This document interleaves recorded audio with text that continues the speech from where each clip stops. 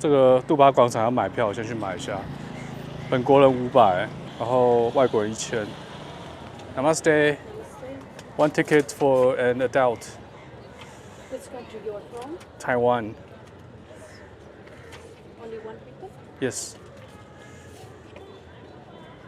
他会签上今天的日期。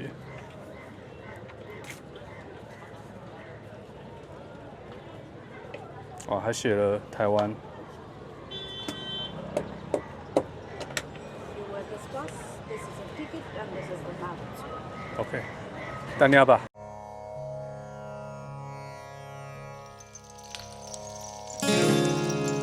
我已经进来这个杜巴广场了，这边有小朋友在点这个蜡烛哦。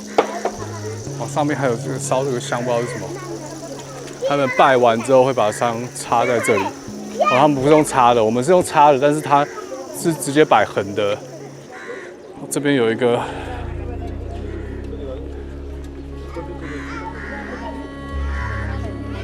黑面神像，这不知道什么神，4只手，6只手。来看他们都摆了什么，案上面摆了。这个黑黑的不知道是什么，还有这种红色的，还有万寿菊，各种花果。他是在卖是不是？这应该是在卖这个花，新鲜的鲜花，只是变成碎片。宗教真的很强大。来帮他点一个 T 卡。那个是 T 卡，那个橘色的是 T 卡。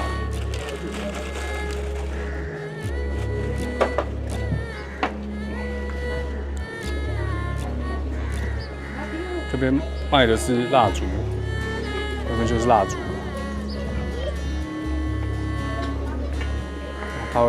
阿嬷会这边转一圈。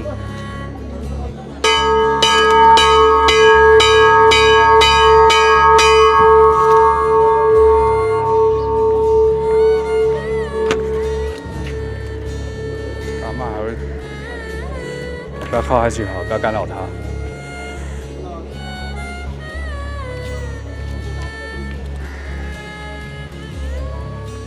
哇，这个用头顶的好帅哦！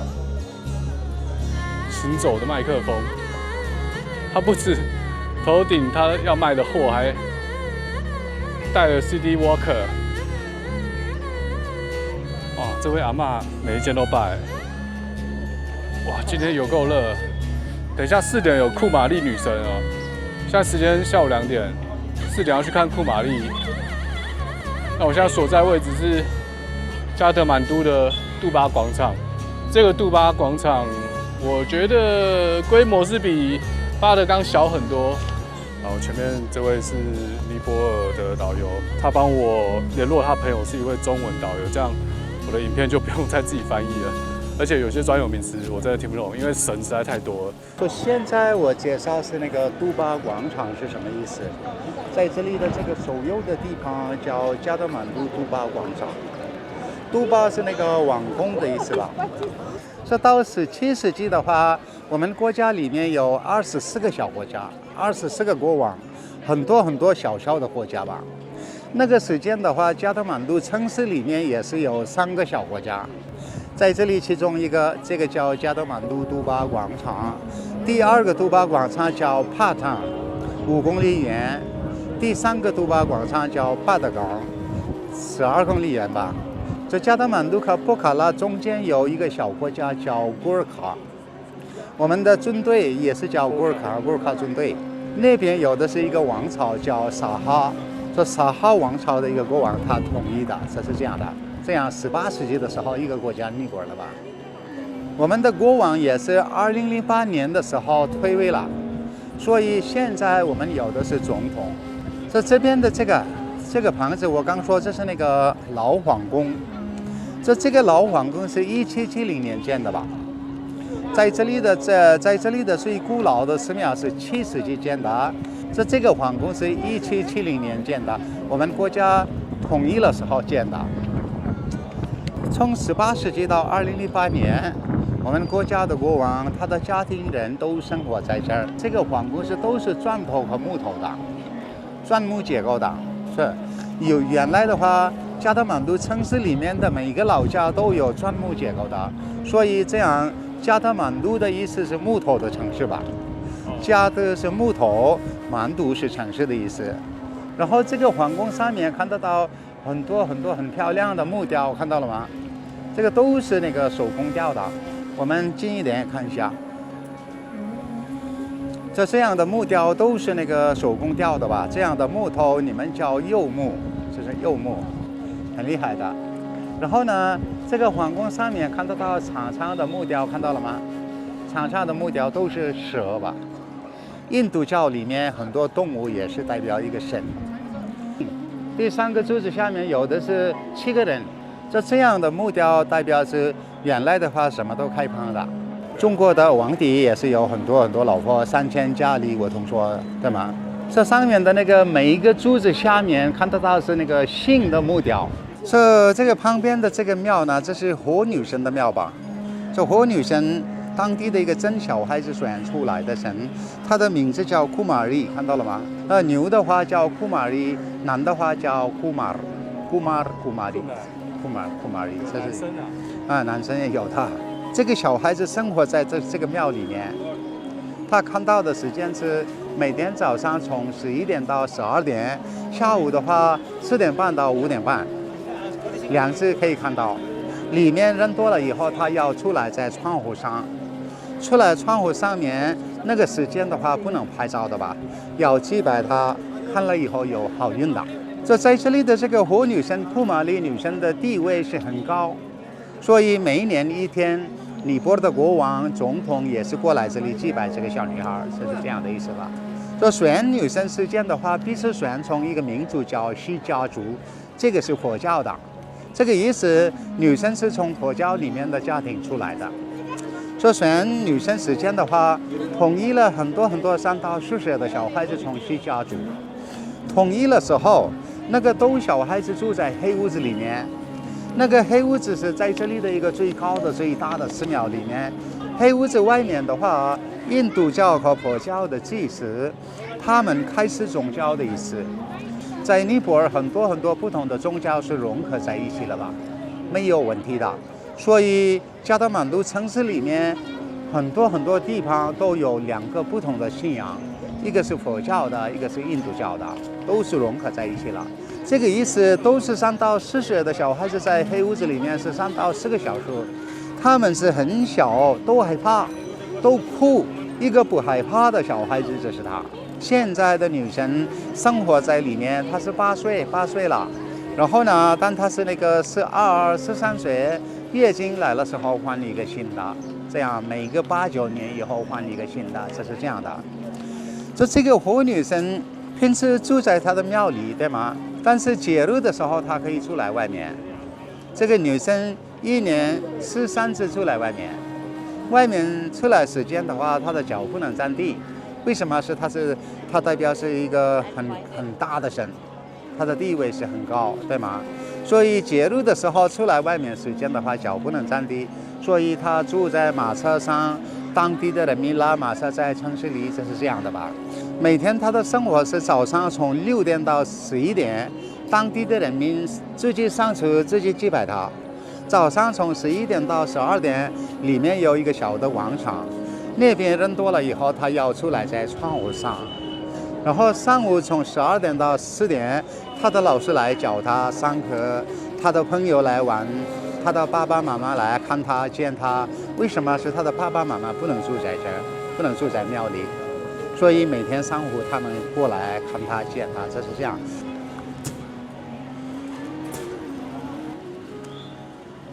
是我们前面的这个庙看到了吗？这个是加德满都杜巴广场的一个最古老的寺庙。7世纪建的，1000多年了，在中文叫杜木庙，一棵树的木头建的寺庙，一棵树的木头建的寺庙。但是2015年的地震的时候全部塌了，现在不是一个树的木头，这是这样的啊。原本是那些梁和柱子都是从一棵树来的。对对，这个庙我们叫 Gastmandap， 就这个 Gastman 的名字后来是 Kathmandu 这样命名的，在中文叫加德满都，所以这也是一个最重要的寺庙。然后那边旁边有的是一个小庙，看到了吗？这是这个，我们叫 Asukbinayak， 那个是象鼻神的。印度教里面有三大神，第一个最大的神是湿婆神，那三叉戟的都是湿婆神，这个神代表是破坏的。所以我们前面的这个小庙，这是那个象鼻神的象鼻子的，看到了吗？象头神，这个象头神是那个湿婆神的儿子。印度教里面的第一个最大的神叫湿婆神，对吗？第二个最大的神叫比湿努，有4个手，两个上面，2个下面。这个神代表是保护的保护神。然后呢，第3个最大的神是创造神，我们叫 Brahma， 还有4个脸，四面婆一样的一个神。这样印度教里面的3大神，一个是破坏神，一个是保护神，一个是创造神。都是3大神代表人民生活的一个轮回，所以湿婆神、破坏神也是不是不好的。所以我们刚看的那个象鼻神，这是湿婆神的儿子。湿婆神有2个儿子，一个是人脸的，一个是象脸的。就这样，象脸的神代表是那个好运和宽容的。印度教里面有一个传统，印度教里面的人民说祭拜神的话，最前面他们是要祭拜象神，象神祭拜的时候，他们可以祭拜另外一个神，这是这样的意思吧？先祭拜象神，后祭拜另外一个神，这是这样的吧？象鼻神的坐骑是老鼠，两边看到是老鼠，看到了吗？mouse， 老鼠不是猪，这是老鼠。所以为什么看得到象鼻神的坐骑老鼠在这儿？原因是当地人的身体不好的话，就是说那个捅肚子、捅头、捅身体的话，他们自己过来在象鼻神的寺庙前面祭拜他，拜完了以后过来在象鼻神的坐骑旁边，然后给他说他们的问题，这样我捅肚子、捅头了，这样子，这是我们国家的一个最古老的传统吧。每天早上很多老人过来这里给他说这样，这是我们的传统。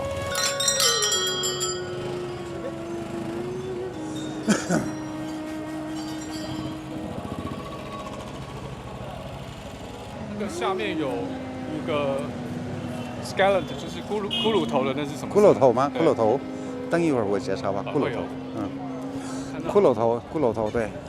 那个火女神的寺庙进门旁边也是看到骷髅头。对。然后这边的这个庙看到了吗？上面圆的，这样的结构是伊斯兰的。这个都巴广场里面看到3个不同的结构，一个是伊斯兰的，一个是印度的。但是庙里面的话，印度教的神。这个庙里面有的是湿婆神。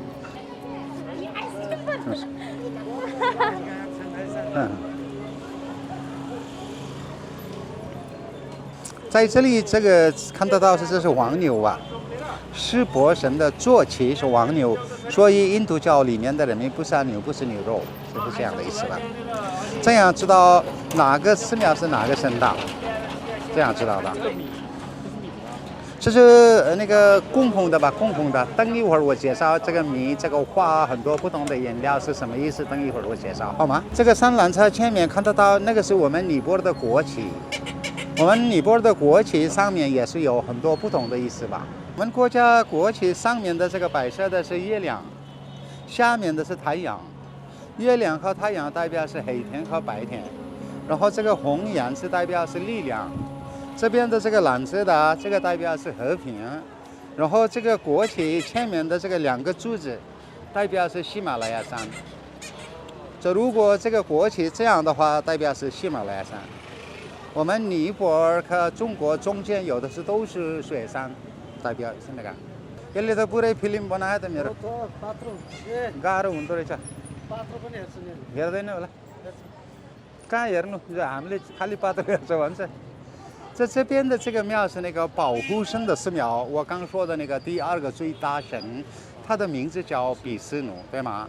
他的坐骑是半人半鸟，看到了吗？半人半鸟，在尼泊尔语言我们叫 Garuda。印度尼西亚的飞机也是有这样的标志，印度尼西亚的飞机也是叫 Garuda Airlines， 这是这个吧？保护神的坐骑是 Garuda 半人半鸟。我觉得在中文你们叫大鹏金翅鸟，这是这个吧？大鹏鸟，这是这个，对吗？大鹏鸟是那个保护神的坐骑。然后从这个角度，这个 Garuda 这个半人半鸟和那个庙一起拍照的话很好看。这样，对。但是这也是湿婆神的庙吧？湿婆神有很多个寺庙。为什么是三大神里面它是一个最重要的最高的神，对吗？这个湿婆神的妈祖庙是17世纪建的。17世纪的时候，这个湿婆神的妈祖庙，我们当地的人民叫西皮士庙。西皮士，1970、80年的话有很多西皮士，加德满都城市里面有很多西皮士，所以他们都住在那个庙上抽烟、吸大麻。唱歌跳舞，所以我们叫西皮士庙吧。就现在是西皮士少了。这个庙我们叫西巴巴尔巴蒂，巴尔巴蒂是他老婆的名字吧？窗户上面那个白色的是湿婆神，右边是他老婆。节日的时候，很多当地人过来这里跳舞的，就他们想湿婆神和他老婆看跳舞，是这样的意思。这那种的叫曼陀罗，有6道轮回，有释迦牟尼的生活，60正业曼陀罗都有的这样的。就从这个角度这样拍照的话好看。前面的那个地方是鸽子广场，每天早上很多当地人过来这里喂鸽子的地方，看到了吗？这个窗户里面有的是一个很大的莲，对吗？这个是湿婆神的一个化身。湿婆神的这样的化身代表是力量神，加德满都当地的人民想喝酒了以后有力量，我觉得这个不对，喝了很多的话不好，对吗？但是这是他们的一个最古老的传统。一个节日的时候，很多当地人过来这里祭拜这个神，拜完了以后喝酒的。怎么喝酒？是这个酒神的后面有一个很大的酒缸，然后他们带一个长长的管子，然后嘴巴上安装。很多当地人过来这里喝酒，带杯子喝酒。每一年一天看得到这样的节日吧。所以我们有酒神，当地的人民想喝酒了以后有力量。米做的酒啊？这是白酒吧？白酒的。爱神的名字叫 Krishna。如果你们看得到一个神吹笛子的话，他是爱神，他的名字叫 Krishna。这个爱神是保护神比斯努的一个化身啊。所以前面的那个庙是爱神的庙。什么丢？我们前面的这个庙是27号，我们叫 Jagannath Temple， 这个是爱神的庙。是3个人、4个人都看得到，看到了吗？3个人、4个人都看到。为什么看到3个、4个？原因是原来的话，一个男有很多老婆，有很多老婆的话有问题。大老婆高兴的话，小老婆生气打架，对吗？大老婆高兴，小老婆生气打架，所以那边看到他们2个是打架了。这个正义神也是湿婆神的一个化身。怎么看到他是湿婆神的化身？是他的第2个手上面有看到是3叉戟。这样的结构在西藏、中国、泰国、日本都有的。为什么在西藏有？原因是西藏的一个国王叫松赞干布，和我们尼泊尔国王的女儿是结婚的吧？所以我们的传统也是差不多。这边的这个上面圆的，这是伊斯兰的吧？这样3个不同的结构看了以后，我们这个知道是很早以前。很多人民从印度的国家，从不同伊斯兰教的国家，他们都来到在尼泊尔，生活在尼泊尔，所以我们的国家是很小，但是民族很多。就是这样的意思吧。这伊斯兰的那个也是蛇吧？也是蛇，也是蛇。它跟印度教融合在一起了，是不是？是，对这样的蛇都代表是那个保护的。看到三叉戟的话，它是湿婆神，它代表是破坏的，对吗？但是这里的这个湿婆神是裸体的，看到了吗？这样裸体的湿婆神代表是送着观音的，没有小孩子的话过来祭拜的。在中国的话，送着观音神是女的，那个是佛教的，但是在尼泊尔这是男的吧？这个是古神是，他拿这个是古的。这个吗？对，这是金刚菩提。金刚菩提，你不知道吗？不知道。等一会儿我给你看。这个是金刚菩提，三叉戟就是他的武器。在这里看到这是 black stone， 这是皮肤。皮肤喝水的。喝水的。风眼菩提、金刚菩提不知道吗？佛教里面的人民那个60真言的话，有一圈风眼菩提，然后乌玛尼比尼乌玛尼，所以这个叫金刚。印度教的叫金刚菩提，佛教的话叫风眼菩提，佛的眼睛，佛眼。所以在这里也是看得到那个象鼻神，对吗？很多当地人的头上有一个红点 ，tika 在尼泊尔语言我们叫 tika， 那个是祝福的意思吧？这样那个佛教里面的人民出祭拜神的话，他们是这样，然后这样，这是想说身体，在中文叫身后意，这个是佛教的。但是印度教里面的人民出祭拜神的话，首先他们敲钟这样，敲钟意思我来了，拜拜你，起床这样的意思吧。敲完了以后给神供奉的东西，这是说那个很多不同的饮料，很多不同的花、米饭，都给完了以后摸神的脚这样，然后摸自己的头，这个代表是给我祝福的意思吧。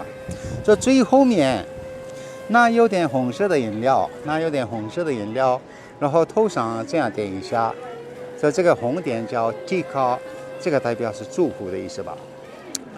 就这样的红点呢，当地女人的头上有点上面有点长的，那个代表是已经结婚了有丈夫的意思吧。就在中文你们叫菩提树，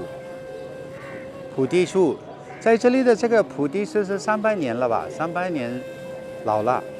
300年之前，这个菩提树下面有的是一个小庙，看到了吗？从庙里面菩提树长出来的，先有庙后有树，就是这样。为什么叫菩提树？是当释迦牟尼冥想在一样的树下面，然后他开悟的，所以叫菩提树。所以那个小庙里面看到2个脚印，2个脚。这个脚上面也是有2个不同的信仰，一个是佛教的，一个是印度教的。佛教里面的人民想这个是释迦牟尼佛的脚印，但是印度教里面的人民想这是湿婆神的脚印。为什么是旁边看得到三叉戟，看到了吗？所以这样很多不同宗教是融合在一起了吧？所以加德满都城市里面很多地方都有2个不同的信仰，就是很老了，看到了吗？这个树。每天早上下午很多当地人过来这里坐一会儿，然后那个黄衣服穿的人看到了吗？黄衣服穿的人他是苦行僧，他介绍怎么冥想的，所以这是那个冥想的房间。整个杜巴广场里面的一个最高的最大的寺庙，这个是那个玄女神的庙。这个庙是1年开一次吧，尼泊尔的老国王过来的时候打开的，9月份宰牲节的时候打开，其他时间的话关门。火女神也是在这里选出来。在第3个杜巴广场巴德冈那边也是有这样的庙，那边也是不让进，在这里也是不让进。现在没有国王了，是一样9月。2008年的时候，我们国家的国王是退位了，对吗？对。但是最后面的国王还在，他生活在加德满都北边3公里远。节日的时候，他过来祭拜神。是我们尼泊尔古老的文字吧，有很多不同的文字，对吗？这个是很早以前的，这样的文字我也看不懂，这个是跟现在不一样了。不一样了，现在是不一样的吧？然后那边看得到一个红色的雕像，那个是猴神，猴子也是神。这个红色的神是猴神，对吗？这个猴神在尼泊尔语言我们叫哈努曼，所以在这里的整个杜巴广场，我们当地人叫哈努曼图嘎杜巴里斯维。哈努曼是猴神的意思，图嘎是皇宫进门的意思吧？猴神的旁边有的是皇宫的进门，所以我们叫猴神进门皇宫广场。但是游客他们叫加德满都杜巴广场，所以这个是皇宫的进门。为什么这个猴神会一起被放在那里？在这里的这个猴神代表是保护皇宫的，其他地方的话，猴神的那个眼睛、他的身体、他的脸都看得到，但是这里的这个猴神的眼睛、他的身体都看不到，对吗？为什么？是他在工作吧？他的工作是保护皇宫的，所以他是皇宫进门旁边。所以如果他的眼睛前面的布没有的话，他自己看到在那个信的木雕，信爱神的那个爱神的寺庙上面有信的木雕，他自己看到在信的木雕，看了以后他不要他的工作，他吃了吧，所以这样关眼睛了。看到这种的话叫曼陀罗，这个是冥想用的吧？曼陀罗是一个佛教的那个佛塔的朴树图，在佛塔如果从上往下看的话，整个佛塔是看得到这种的。在曼陀罗上面也是10到15分钟，在中间冥想了以后，这也是这样高起来的，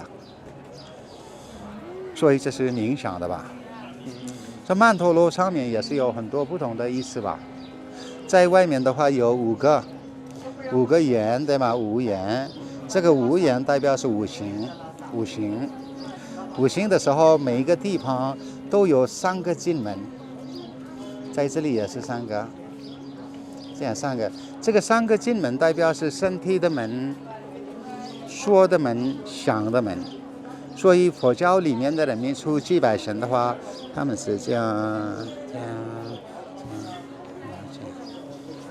这中间的这个地方叫涅槃，开悟的意思吧？涅槃，所以曼陀罗是冥想的画花。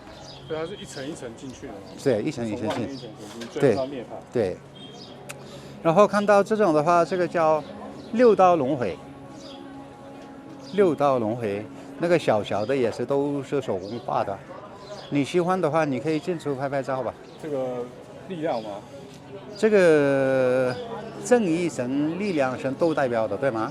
然后这个一圈的地方，这是地狱，上面这是天堂，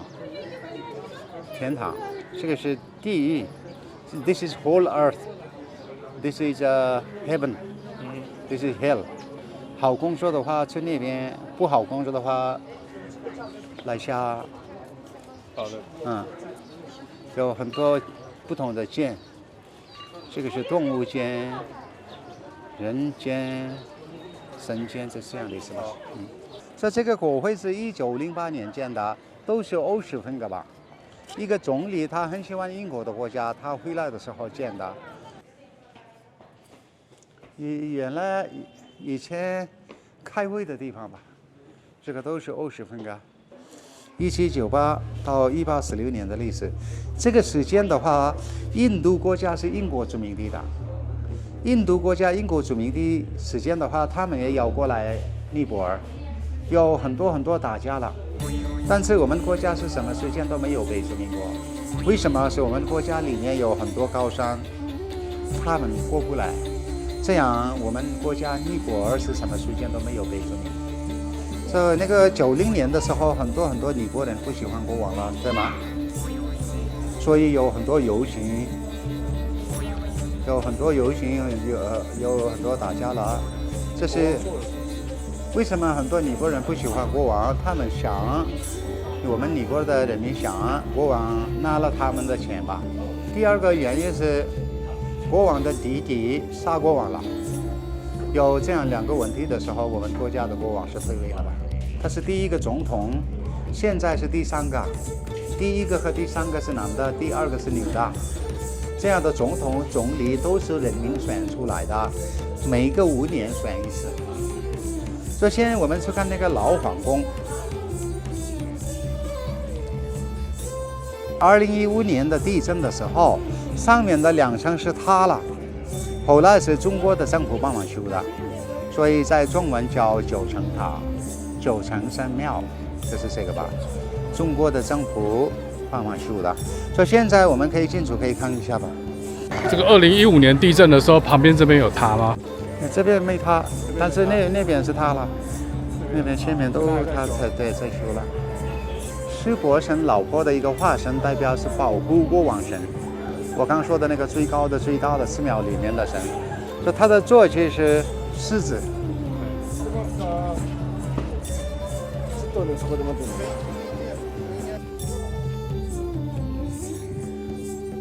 每一年一天，很多当地人过来这里跳舞，这是这样的一个广场。然后这个广场上面看到4个不同结构的屋顶，每一个屋顶代表加德满都谷地里面的最重要的城市吧。加德满都谷地里面的最重要的城市，每一个屋顶的结构是不一样。知道了吗？我们国家的政府保护工作是不好，我刚说了，很多当地的游客来这样摸美了。看到这种的话，这是新雕的吧？这个是新的，在这里什么都没有了。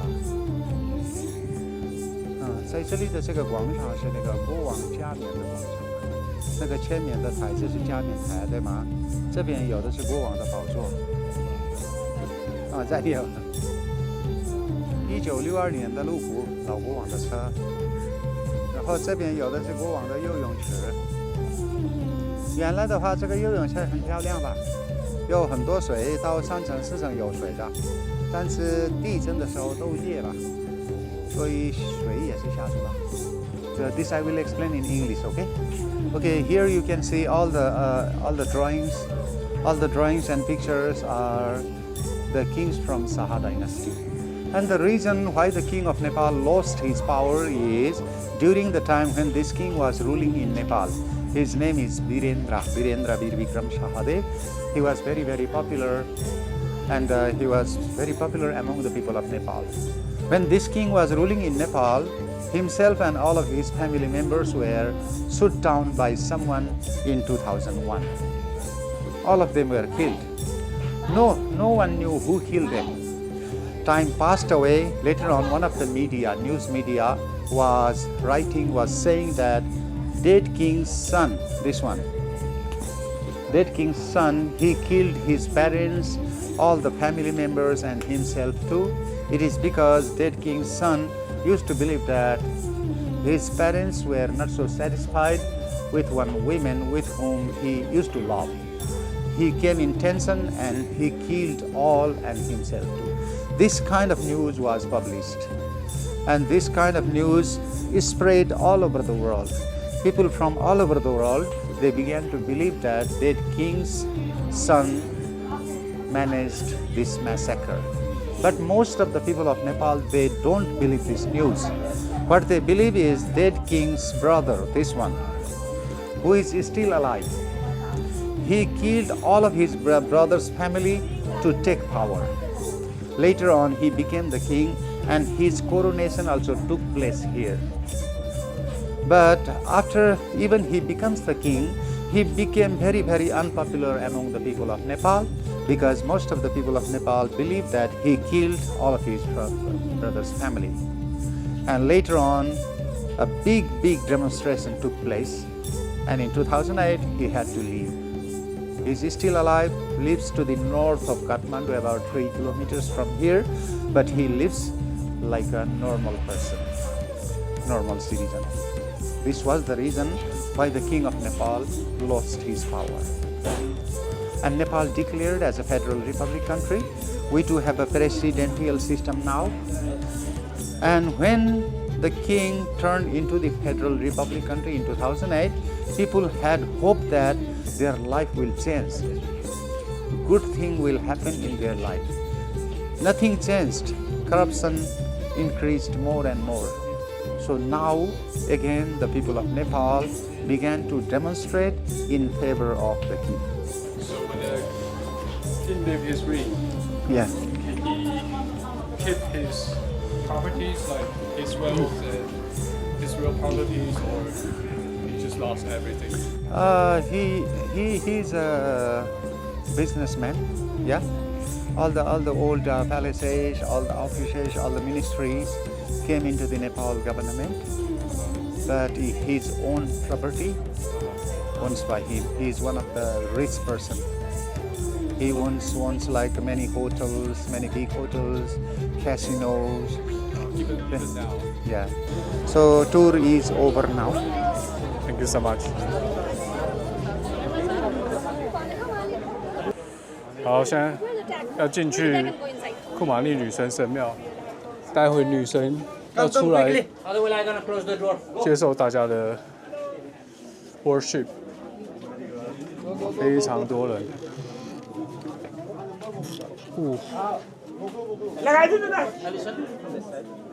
出不去了。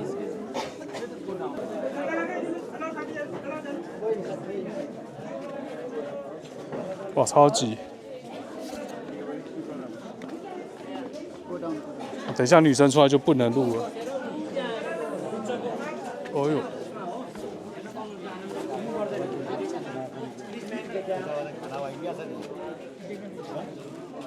好，我刚才出来这个库玛丽神庙了，所以。You have to pay me also little money. I provide you guide, Chinese guide. Can we talk about that later? Let me just finish this. 好，我刚才看完这个库玛丽女神，里面不能拍照。那女神会从上面3楼的中间那个窗口往下俯视，她的表情很严肃，因为她不能笑。她经过了一系列的这个选拔，是一个非常稳定的小女孩。如果她笑了，她对着某个人笑。那可能会为那个人带来灾祸，因为她是女神，她是有神力的。Provide to you good guide. 我觉得加德满都的导游有点烦，就是他们要一直强迫推销，然后一直跟。像我一开始进来有一个比较胖的，我已经把他甩掉了，后来来了一个比较瘦的，然后他就一直想要说服我买他的行程，我就不要。因为我想说，如果有中文的话，我用中文，我请中文导游，或者是我看有没有中文的团，我去跟。这样的话，我放在这支影片里面，我就不用再翻译了，翻译有点麻烦。然后呢，我问他你会讲中文吗？他说他不会，但是他有朋友会，所以他就帮我打电话给他朋友。结果刚才库玛丽看完，要进去库玛丽之前，我觉得他应该是在那边等，因为库玛丽是4点半一定要进去。一定会进去，所以他就在库玛丽那边等，他就一定等到我之后，我进去库玛丽再出来，他马上过来找我说 ，OK， 我介绍了你中文导游，然后所以你也要给我钱，然后我就觉得超烦的。我那时候确实是很感谢他帮我介绍中文导游，但是，我就是觉得这是我第一个碰到我觉得比较烦的尼泊尔人，其他人我觉得都很客气，就他们有一个态度是 OK， 如果你喜欢我东西，你是发自内心的给我 tips， 那我就非常非常的感谢你。可是那个导游是一直在那边，一直在我后面 bugging 我，超级烦，真是被他烦到不行。而且我刚刚要打电话，我就已经在打电话，我就是在跟别人讲话，他还要在旁边一直烦，我就说 Let me finish this call。然后他就要在旁边一直说，我这个服务很好啊，然后要 show me 他的一些 evidence， 他有一个小簿子，然后上面就是他以前带过的团的，可能是中国人，可能是台湾人，我不知道，就是有写一些 comment 或者写一些 review， 他就在那边一直 show me， 我就在讲电话，我就跟他说，让我把电话讲，我再跟你negotiate好不好？这种我就觉得超烦，就算是今天没有中文导游，我也不想请他。我是觉得今天的中文导游还是蛮有收获，还是讲了一些我不知道的，或者是我看到网络上文献或网络上的一些影片有一点出入的。那当然，我目前是相信导游这边，因为毕竟他们都是有挂牌，是官方这边认证的导游。好，那我今天加德满都的杜巴广场就先到这边，我先去别的店。